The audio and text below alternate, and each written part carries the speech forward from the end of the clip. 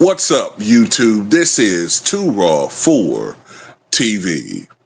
Well, finally, after what is it, 1,200 and was it 97?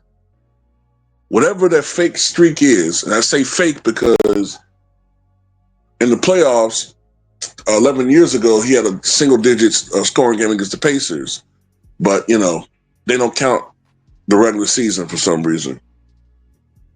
Plus those NBA Finals games where he scored in double digits. But finally, the fake consecutive double-digit streak comes to an end as LeBron James scores just 8 points against the Toronto Raptors. And it wasn't for him not trying, because even though I know the Raptors are a very physical team, a good defensive team, I knew LeBron still was going to be offensively aggressive, and with Luka not in the lineup, he was going to have the shots, at least more. He hoisted up 17 shots. Unfortunately for him, he only converted on 4. He did have 11 assists. The last one ended up being an assist to Rui Hachimura, who hit the game winner at the buzzer, leading to the Lakers winning 123-120. But make no mistake about it, it wasn't intentional by any stretch of the imagination when it comes to LeBron James.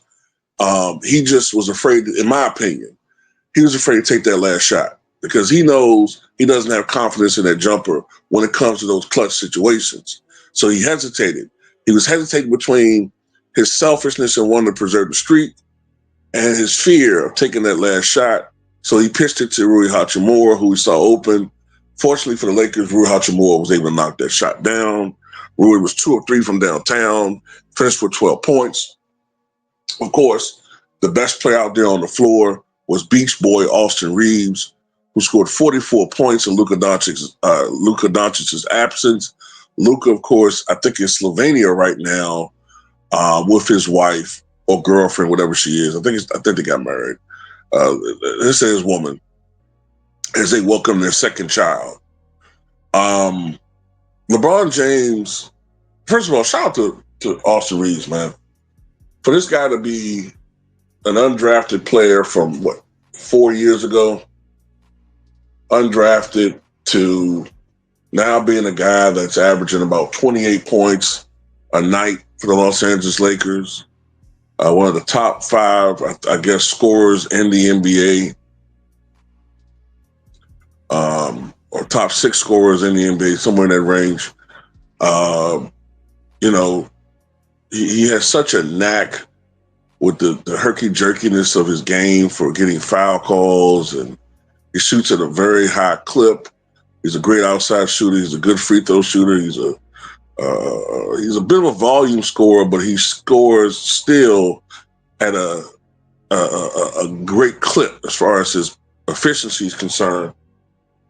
And he's the one that really carried the Lakers. He scored I think 21 or 22 points in the third quarter. A great player. LeBron James, unfortunately, is no longer a great player.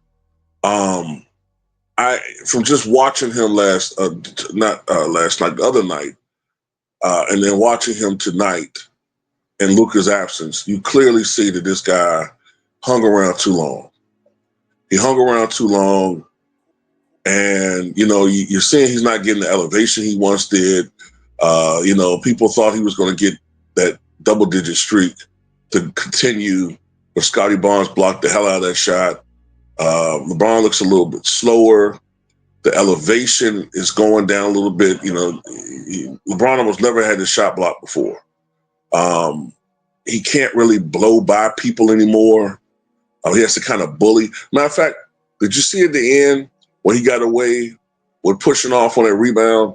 He clearly pushed off on the rebound, and the officials didn't call anything. But, that's the shit that he gets away with, you know what I'm saying? Even at this advanced geriatric age that he is. And later on this month, he turns 41, ladies and gentlemen. He turns 41. But more importantly, Austin Reaves leads the Lakers to a 16-5 record. I think this is their 10th road victory for the season, and they're 16-5, and they have the second best record in the NBA. With no thanks, in part with LeBron, he really doesn't have any part in this. It's really just been Austin Reaves, Luka Doncic, the Beach Boys. And I got to get that patented because somebody's going to steal that shit. But no thanks to other than the Beach Boys and some of these other guys have been playing well. The bench was phenomenal tonight too for the Los Angeles Lakers. Shout out to the bench. I think they scored. Hell, the bench might have scored close to 40 points tonight. So shout out to them. Like I said, LeBron only 4 of 17 from the floor. So LeBron's probably his field goal percentage is probably going to slip down to maybe 44% for the season, which is, man, 44% from the floor. He's probably under 30% from three now. He's washed up, ladies and gentlemen. He's washed up. And, we warned LeBron fans that this day was coming. We told them, like, you really thought that he was going to play at that MVP level forever? What did Nick Wright say the other day? That LeBron's still going to play at an all-star level well until he's 45, 46, 47? You really still believe that, Nick Young? I mean, Nick Wrong, Nick the Quick, Nick the, whatever the hell his damn name is.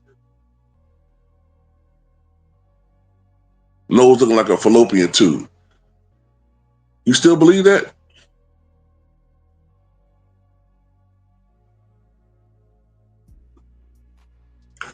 So the Lakers got a victory.